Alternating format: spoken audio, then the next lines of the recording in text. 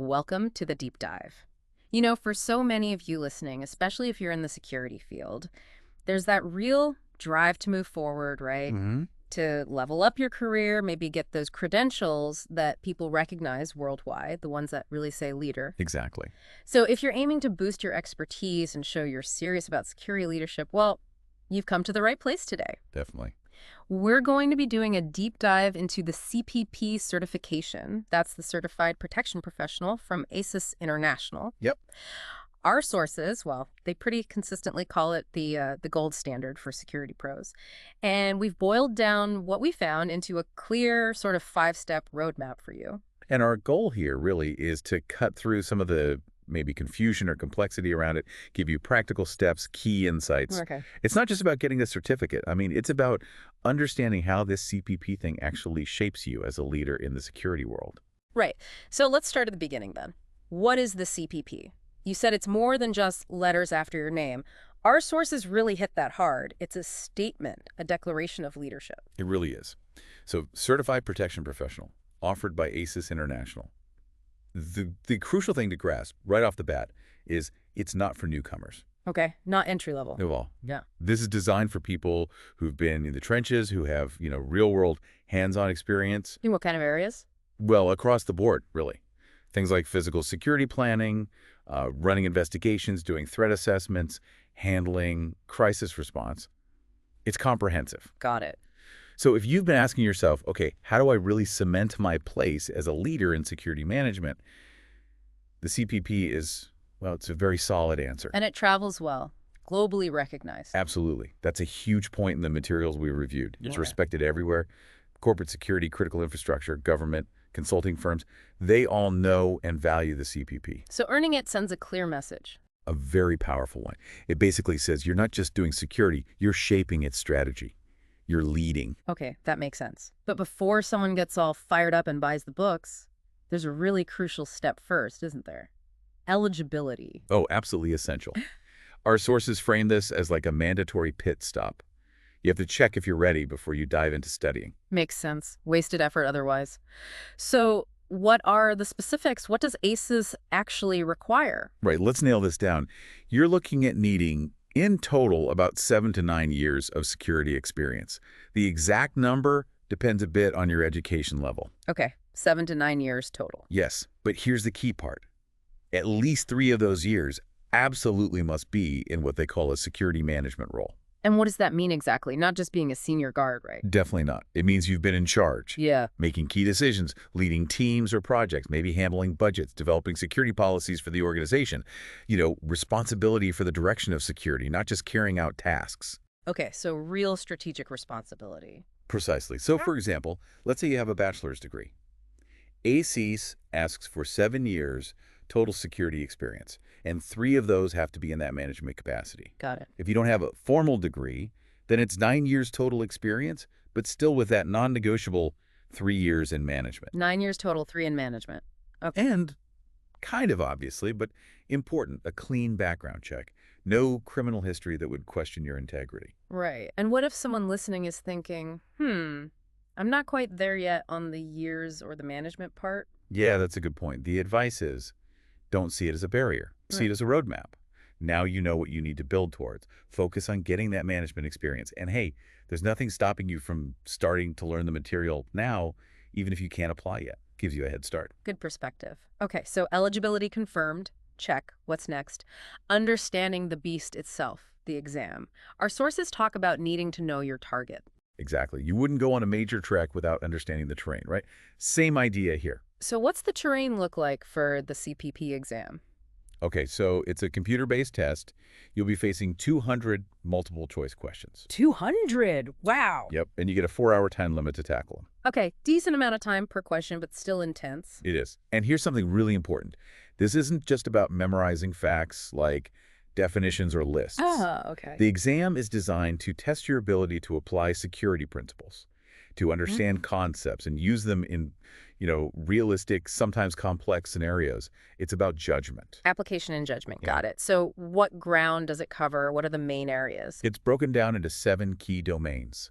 Think of them as the pillars of security leadership knowledge. 7 domains. Okay. First up, Security principles and practices. This is your foundation, security program design, audits, strategic thinking.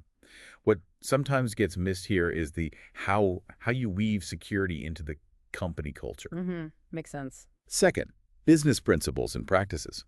Now, this one catches people out sometimes. It covers budgeting, contracts, risk management. The business side of security. Exactly. And our sources say this tests your judgment hard. Like, how do you allocate limited funds under pressure? How do you justify security spending against other business needs?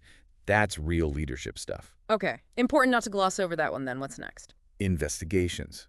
This covers how you plan and conduct effective investigations, both internal and external. Think legal issues, ethics, methodology. Right. Then personnel security. This is huge. Background checks, insider threat prevention, developing sound hiring and firing policies. It's all about the human element in security. People are often the biggest variable. They are. Domain 5 is physical security, often highlighted as a really big, heavily weighted section. Okay. The locks and cameras part? That, but much more. Alarms, barriers, lighting, surveillance tech, access control systems. But crucially, it's about the strategic use and integration of these things, not just knowing what they are. Strategy again. Okay. 2 more. Yep. Information security. This covers security policies for data, basic cybersecurity concepts, access control for information. It's less about being the deep tech expert, more about managing information risk from a leadership perspective. Gotcha. Protecting the data. And finally, crisis management. This is about being ready for the worst. Emergency planning, disaster response protocols, how you communicate effectively when everything's hitting the fan. Basically, can you lead through chaos? Wow. Okay. That's a broad scope. It really is. And a key takeaway from our reading is don't underestimate any area. Like, don't just focus on physical security because you like it and neglect, say, business principles or personnel security. You avoid those blind spots. Exactly. A leader who understands threats but can't manage a budget or deal with personnel issues or not fully effective, you need that holistic view. Right. That makes total sense. Okay. So knowing what's on the exam is one thing. Preparing for it, that can feel overwhelming, I imagine. It definitely can. But the good news, according to our sources, is that a structured approach makes it totally manageable. It doesn't have to be this giant, scary thing. So let's talk about that study blueprint. How do you approach it? Okay, the consensus points to a pretty straightforward plan, especially for beginners tackling this. Step 1, get the official CPP study guide from ASIS. The main book. The main book, yeah. Consider that your core text, your compass. Then, the advice is about consistency. Don't think you can just cram for this. Right. Aim for maybe 1 to 2 hours of focused study each day. Small, consistent chunks build that deeper understanding, especially for application-type questions, better than long, infrequent sessions. Okay. Daily habit. Makes sense. How do you break down the material? A common recommendation is to focus on 1 domain per week. Since there are 7 domains, that gives you a nice 7-week structure for covering the core material. 1 domain a week. Manageable. Yeah. And don't just read passively. Use active methods. Make flashcards for key terms or concepts. Take notes, but put things in your own words that really help solidify understanding. Active recall. Exactly. And then mock tests. This is crucial. Plan to do a practice exam maybe every 2 weeks or so. Why so often? Just to see the score. Not just the score. Our sources stress it's about practicing thinking under pressure, like the real exam, refining how you approach those scenario-based decision-making questions. That's as important as knowing the facts. Okay. Practicing the skill of test taking for this specific exam. Precisely. And here's a pro tip that came up repeatedly. Remember, the questions often test decision-making. You might see multiple answers that seem technically okay. You need to pick the most strategic one, the one a leader would choose. Think like a manager, like a leader. Exactly. It's a marathon, not a sprint. Yeah. Consistency beats cramming every time. Oh, and consider joining a study group. Good idea. Where would you find those? Platforms like LinkedIn often have groups, Reddit sometimes, even WhatsApp groups pop up. Talking through concepts with others, getting different perspectives, discussing tricky scenarios, hugely valuable. Yeah, bouncing ideas off people. Great tip. Okay, so you've put in the hours, you've done the work, practice scores are looking good. What's the next step? Taking the leap, right? Booking it. That's it. Time for the final phase. Booking the exam and then walking in with confidence on exam day. How does the booking actually work? It's pretty straightforward, actually. You apply directly via the ASIS International website. You'll need to fill out the application, document your experience, and pay the fee. Fee. Roughly how much are we talking? It varies slightly, but typically it's around $400 to $500 for ASIS members. A bit more for non-members usually. Okay, good to know. So application approved, fee paid, then what? Then you schedule your actual exam appointment through Prometric. They're a major testing provider globally. Leah Prometric. Yeah, familiar name. Right. And they usually offer flexibility. Yeah. You can often choose to take it at one of their testing centers or sometimes online, proctored remotely. Okay, options are good. Then comes the big day. Any advice for exam day itself? Absolutely. Manage yourself. Get there early if you're going to a center. Don't be rushed. Make sure you have the required ID and just take a moment before you start. Deep breath. Center yourself. It helps manage the nerves. Good advice. What about during the test? 4 hours is a long time. Time management is key. Yeah. If you hit a question that stumps you, don't get bogged down. Mark it for review, move on, and come back to it later if you have time. Keep the momentum going. Right. Don't lose minutes on one tough question. Exactly. And please remember, it's okay not to know every single answer. Nobody does. The CPP isn't testing for perfection or some kind of encyclopedic memory. It's about competence, right? Competence and confidence. Yeah. It's showing you're a capable, strategic leader in security.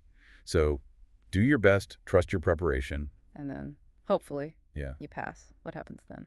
Well, passing is obviously the goal. Yeah. And when you do, you get that official notification, and then you have the right, the privilege really, to put CPP after your name. Nice. Yeah. Update that resume, your LinkedIn profile. It genuinely signals you've reached a certain standard. You're ready for, a whole new level of opportunity in the field. That sounds like a significant milestone. So, wrapping this up, thinking about everything we've discussed, it's clear the CPP isn't just another line on a CV. Not at all. It really represents a deep commitment, doesn't it? A commitment to being a leader in the security world, showing you have that strategic mindset, the practical knowledge to handle complex stuff. Absolutely. And looking back at the sources, the message is also quite empowering, I think. Success here isn't about being some kind of genius or having 10 different degrees. Right. What it really boils down to is having that solid foundation of experience, combining it with a clear plan, like the steps we talked about, and then just being consistent, sticking with it. Experience, plan, consistency. That's the core of it. And those 5 steps we walk through, they genuinely give you that roadmap. You now have a really solid understanding of how to start your own CPP journey. You're well equipped. We've definitely laid out the map, but everyone's journey, their path will look a bit different based on where they are now and where they want to go. So maybe a final thought for you, the listener, to take away. Thinking about your own unique background, your experience, your goals in security, what specific part of security leadership are you most excited to influence or perhaps even innovate in once you achieve this CPP, this gold standard certification? What impact